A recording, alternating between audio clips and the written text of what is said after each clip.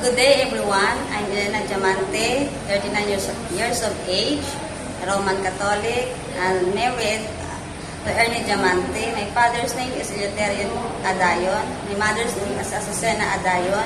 I'm already married as 20 years, but no children.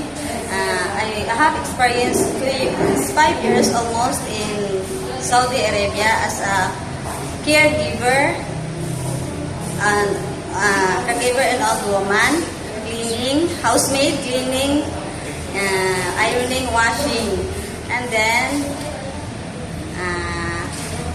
Why do you want to work abroad?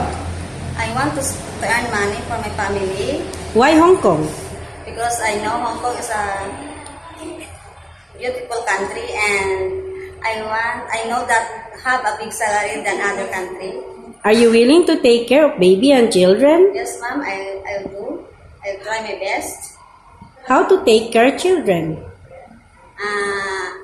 I have no children, but I want to learn.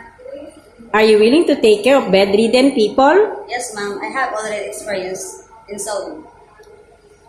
What appliances can you operate? All appliances I already. Washing machine, electric stove, what else? Vacuum. Can you cook some Chinese dishes? I don't know, but I try my best. Are you willing to take care of pets? Yes, ma'am. Like what? Dog. Is it okay if your holiday will not be on Sunday or Saturday? Yes, ma'am. Do you have any message to your future employer? Good day, ma'am. I am Elena. I want you to take me because I am honest, responsible, trustworthy, and most especially hardworking. Thank you, ma'am.